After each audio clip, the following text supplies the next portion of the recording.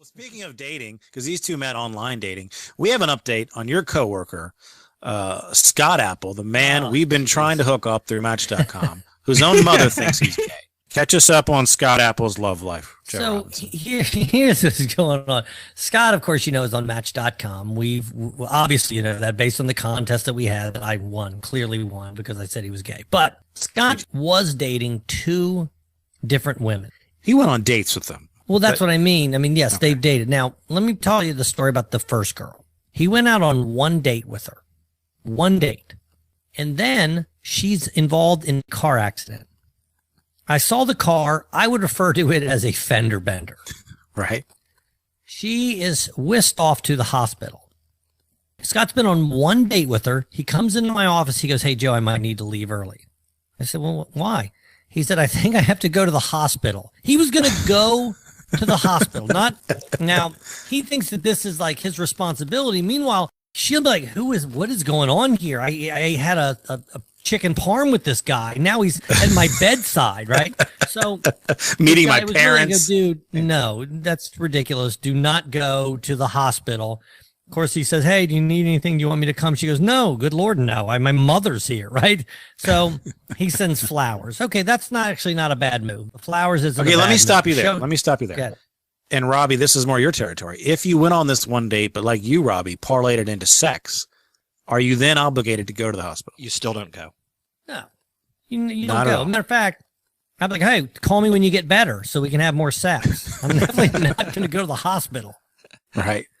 So he goes out with this girl again. Now, he says, "Hey, where would you like to go?" They're going on a second date. This is the car accident girl. She goes, "Well, why don't we order in and stay at my place?"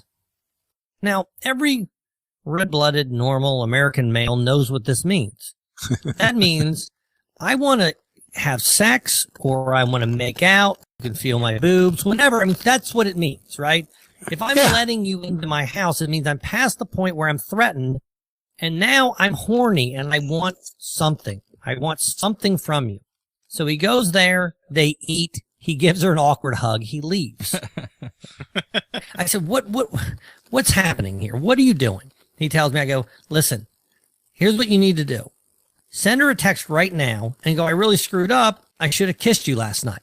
He sends the text. She immediately sends a text back and says, "Yeah, you should have. Next time we'll have to do that." So obviously this girl was good to go.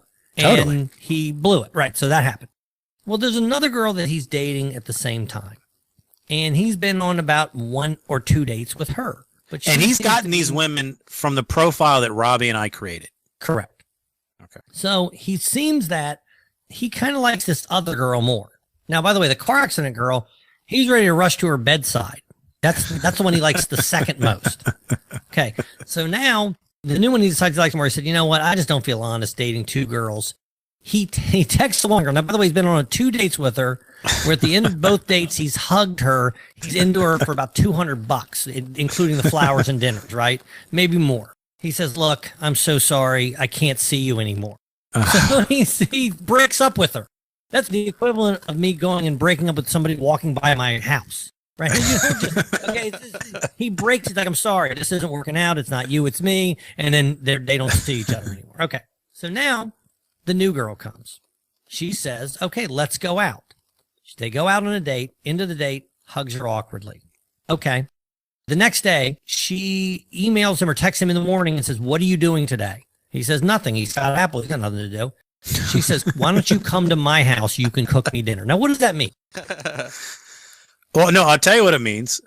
It means that these women are so unafraid of him because he's so tiny and meek and passive that they have no fear of him coming. Yes, you're right that they could overpower him. That's true. However, and he doesn't have the balls to do anything. Well, no, but what's also true is when you invite a guy into your home, even if it's the meek and timid Scott Apple, you want affection. That's why they're asking him into their home. Okay. The end of the date, by the way, they're watching a movie, very romantic, Pan's Labyrinth. That's what they choose to watch, subtitled. Anyway, so they watch that. By the way, it's a great flick. It's one of my favorite movies. Anyway, he says, I hate even using this word. He says, he goes, "I cuddled her." It makes me feel sick. What a gay line. So at the end of the night, He gives her a hug goodbye again. He leaves. She texts him on the way home.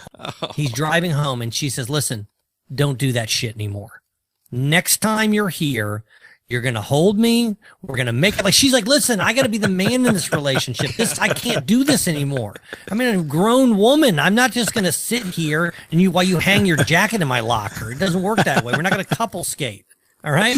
I need to get penis is obviously what she's going for. Anyway, so I have a feeling that Scott Apple, he's got to be close, especially when they're saying you're not allowed to come over anymore unless something happens more than what did happen.